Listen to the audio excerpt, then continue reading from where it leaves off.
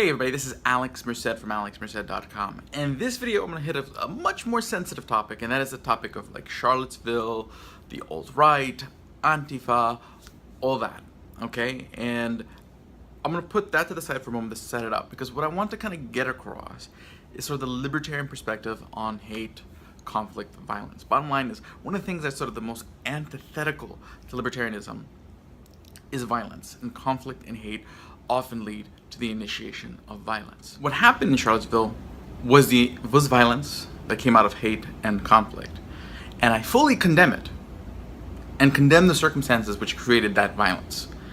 But we have to understand, and that's the thing where libertarians often attempt to do. We try to understand why situations get to this point, and then people always kind of come back to us and say, oh, you're blaming the victim, or something like that. So for example, back in 2008, 2007, when I was becoming libertarian, Ron Paul talked about blowback.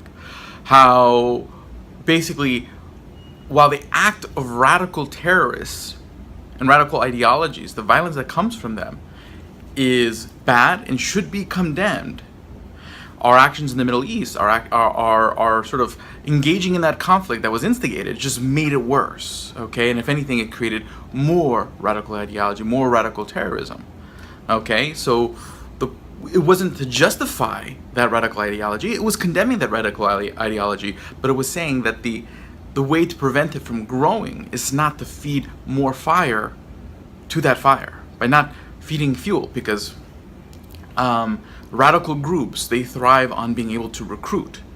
And when they can point to hostilities, they can say, hey, look, this is what I was telling you. I was telling you these people hate us. So come join us and join the fight. So whenever you respond to those kind of movements, those radical ideologies, with hate and derision and aggression, it just grows them, because that's what they're fueled by. They're fueled by hate. They're fueled by aggression. And that was the point we were trying to get about blowback and things like that back in 2008. And now we get it again when it comes to groups like Antifa and the white nationalist movement, etc. These are groups that are fueled by an underlying frustration. Same thing where basically with some underlying maybe somewhat there was some sort of kernel of legitimate complaint somewhere at the core, that fueled and built and turned into hate for others, or disdain or frustration towards others. And then as people got expressed sort of dismissed or responded with sort of aggression towards or hostility towards their frustration, they became more frustrated, more aggressive, more hateful, and then violent. Okay? And basically, these represent sort of the two extremes. Okay, so the extreme left frustrations and the extreme right frustrations, and then thus these two groups became sort of hostile towards each other. And the hostility towards each other have been making each group more aggressive till it culminated there in Charlottesville. And honestly, it's probably going to escalate even more because those hostilities haven't died down. If anything, they've only grown towards each other. So I don't know. You're seeing destruction of property and all sorts of other things come out of that. So as these, and again, that hostility towards them only fuels them. Because when you sit there and you condemn the white nationalist movement, they go, see, they're against us, you need to join our fight. When you condemn Antifa, you same thing, they say, look, they're pro-fascism because they're condemning our efforts, so you need to come join the fight. They recruit off of that. They fundraise off of that. Okay? Like all radical ideological groups. And it all started at the core because there was some concern, there was some sort of grievance that was just dismissed. Okay, that's what you need to address. What you need to kind of dig at the core, tear beyond all the layers of hate and derision, and figure out, where did this all start? What was the core grievance? Okay, now in these particular groups, it doesn't take that much digging. Okay, especially with groups like BLM, Black Lives Matter, and Antifa, the core was sort of the idea of oppression. They felt that certain groups were systematically oppressed, and they felt like no one was listening, and they became a bigger thing. With the white nationalist movement, they felt that globalization, they were on the wrong end of globalization, and they got frustrated and more frustrated till it became hate for others. etc. I mean, at least I'm talking about this new generation of white nationalism. I'm not talking necessarily about, sort of early 1900s white supremacy, which came out of more of a post Reconstruction type frustration, hostility, etc. Different conversation. Okay, so again, you have these two groups. Their core grievances is that they felt they weren't listened to. That turned into hate. That turned into frustration. That turned into violence. In the same way, you take a look at all radical groups. At the core, there was some sort of grievance that might have had the tiniest bit of, okay, I can see why you're upset, but no one said that. No one empathized, and no one tried to have that conversation with them, or was willing to have that conversation with them, and it grew into something dangerous, violent, disgusting.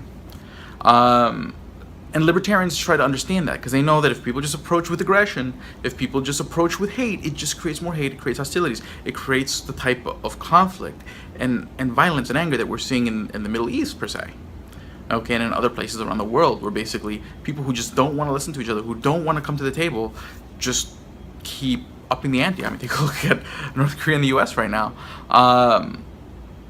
And what do people come and say to us? Is like, oh, you are blaming the victim. You are sympathizing with the hateful. That is not. I condemn radical ideologies that embrace that go towards violence, that go towards hate, that violate individual rights. But I realize that if I just approach it with the same kind of hate, the same type of aggression, all I'm going to do is throw some fuel at the fire, and that sentiment's going to grow. I want that sentiment to die.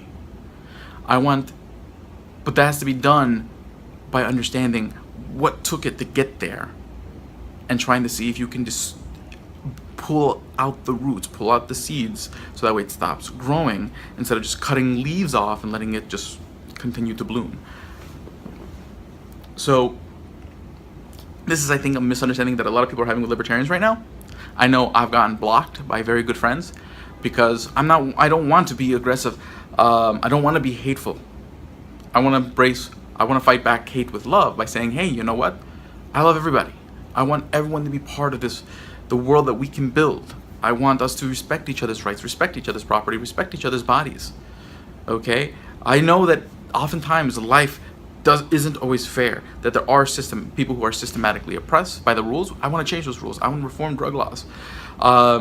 People who aren't always on the winning side of economic changes, and I get that. But if we have a freer market, if we can tear down all the barriers to allow people to sort of better their own lives, we can all have a better life. There's no need to hate each other for that.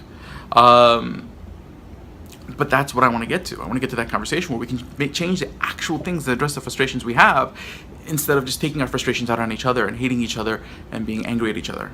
So my name is Alex Merced from alexmerced.com. Hopefully you found this of value. And again, I come from a place of love. I come from a place of inclusivity, openness. That's the libertarian way. And it's also about just trying to address things at their core. Thank you very much. Have a great day.